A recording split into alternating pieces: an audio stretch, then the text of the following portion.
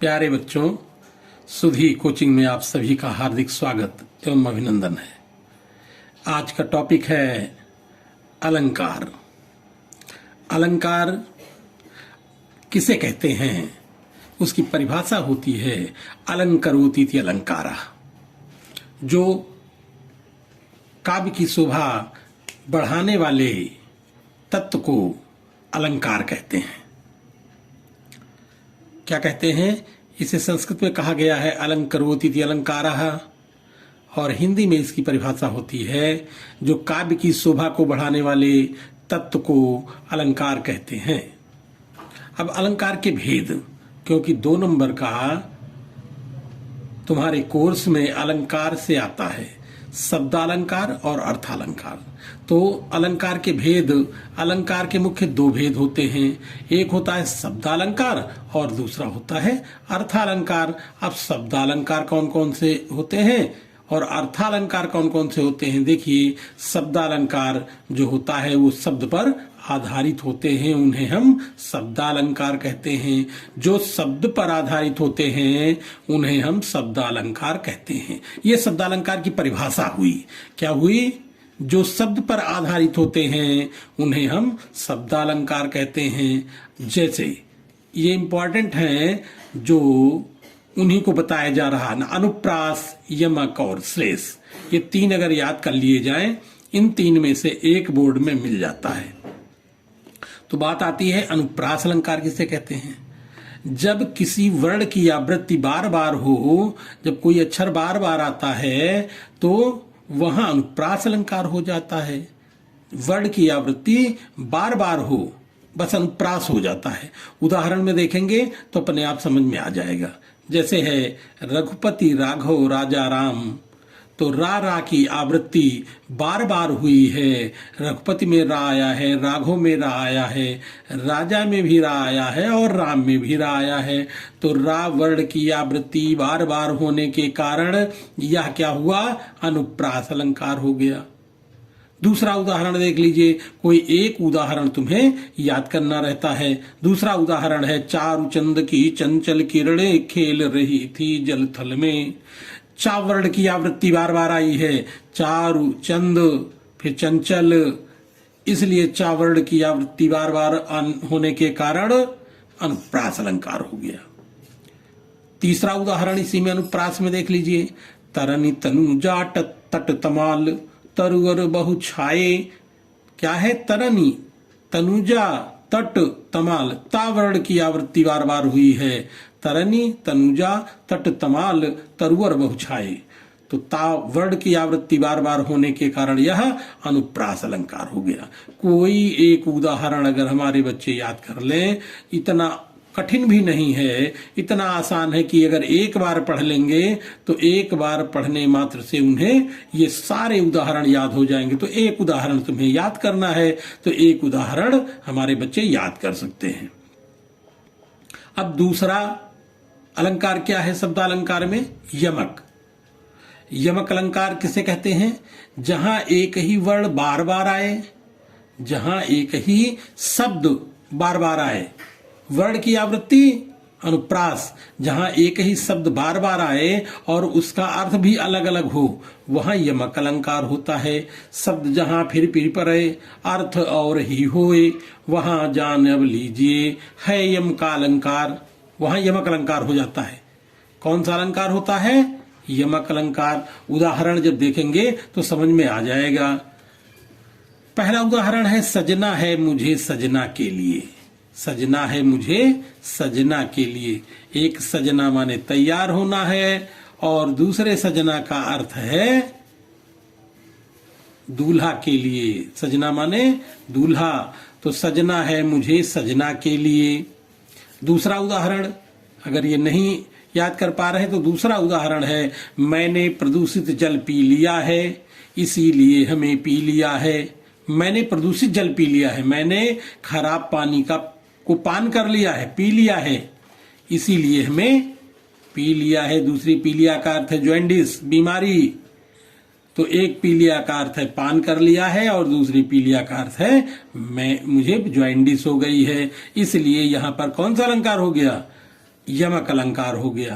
तो जैसे पहले में था सजना, तैयार होना, और सजना, दोनों सजना का अर्थ अलग अलग है, इसलिए यमक।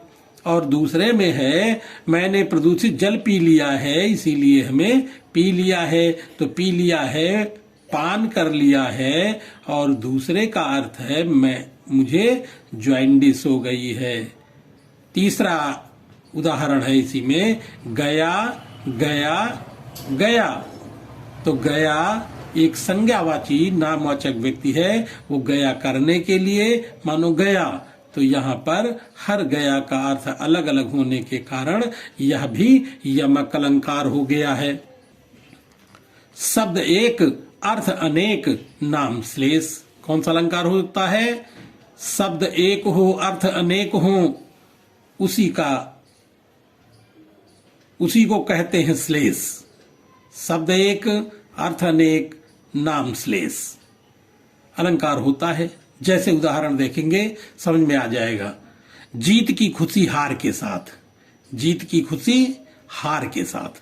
अब हार लिखा, हार है, एक हार, शब्द एक है, अर्थ इसके अनेक है, क्योंकि हार माने होता है पराजय, और दूसरा हार माने होता है माला। तो हार माने पराजय और हार माने माला। तो जीत की खुशी हार के साथ, ये एक उदाहरण अगर इतना हम लिख दें तो यह श्लेष अलंकार हो जाएगा। दूसरा उदाहरण है, जैसे इस समय दीपावली का समय है, लोग पटाखे लाने के लिए जाते हैं, तो उसी को का उदाहरण है पटाखे लाना है। पटाखे लाना है। पटाखे का अर्थ है, पटाखा एक फोड़ने वाला है जो दगाने वाला है, और पटाखे का अर्थ है, दूसरा अर्थ है बहला फुसला करके लाना। तो पटाखे लाना है। तीसरा उदाहरण है इसी में, सुवर्ण को खोजत फिरत कवि व्यभिचारी चोर। सुवर्ण के तीन अर्थ हैं। कवि जो होता है सुंदर वर्ण की तलाश करता है, व्यभिचारी सुंदर स्त्री की तलाश करता है, और चोर सुवर्ण माने सोने की तलाश करता है। सोना बहुमूल्य जो रत्न होता है उसकी तलाश करता है। तो सुवर्ण के तीन अर्थ हैं, इसलिए यहां पर यह श्लेष अलंकार है। अब इसके बाद है अर्थालंकार। अभी तुमने क्या पढ़ा? शब्दालंकार। शब्दालंकार जो शब्द पर आधारित होता है, अर्थालंकार जो अर्थ पर आधारित होता है, उसे हम अर्थालंकार कहते हैं। अर्थालंकार की परिभाषा क्या है? जो अर्थ पर आधारित होता है उसे हम अर्थालंकार कहते हैं। अर्थालंकार के अंतर्गत जो इंपॉर्टेंट अलंकार हैं वो हैं उपमा, रूपक और उत्प्रेक्षा। अगर इन तीन अर्थालंकार में तैयार कर लिया जाए तो पेपर में इसके अतिरिक्त और कहीं से नहीं आता है। चाहे शब्दालंकार या अर्थालंकार में निश्चित है कि तुम्हें मिल जाएगा। तो अर्थालंकार में क्या है? उपमा हम तैयार करेंगे, रूपक तैयार करेंगे और उत्प्रेक्षा तैयार करेंगे। उपमा अलंकार किसे कहते हैं? जहां उपमेय की तुलना उपमान से की जाए वहां उपमा अलंकार हो जाता है। जहां किसी की तुलना किसी दूसरे से की जाती है तो वहां उपमा अलंकार हो जाता है। और इसकी पहचान क्या है? इसमें इस वाक्य में कहीं सा और कहीं सी, कहीं से या कहीं सरसी शब्द यदि हमें मिल जाए वाक्य में तो उपमा अलंकार हो जाता है। जैसे उदाहरण जब देखेंगे तो समझ में आ जाएगा।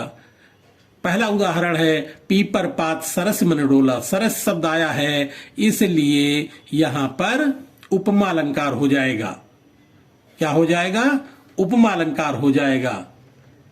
दूसरा उदाहरण देख लीजिए, जैसे सीता का मुख चंद्रमा के समान है। किसके समान है? तुलना की गई है कि चंद्रमा के समान है, इसलिए यह भी उपमा अलंकार है। उपमा और रूपक में अंतर क्या होता है? जैसे कह दिया जाए रमेश शेर के समान है तो उपमा हो जाएगा, लेकिन अगर कह दिया जाए रमेश शेर है तो रूपक हो जाएगा। अब अगला अलंकार है रूपक अलंकार। रूपक अलंकार की परिभाषा क्या है? जहां उपमेय पर उपमान का अभेद आरोप हो वहां रूपक अलंकार हो जाता है। और इसमें वही उपमा अलंकार में सासी से और सरस शब्द होता है, लेकिन रूपक में सासी से नहीं होता है, उसे हम रूपक अलंकार कहते हैं। उदाहरण देखिए, चरण कमल बंदो हर राई, चरण कमल बंदो हर राई, बस रूपक अलंकार हो गया।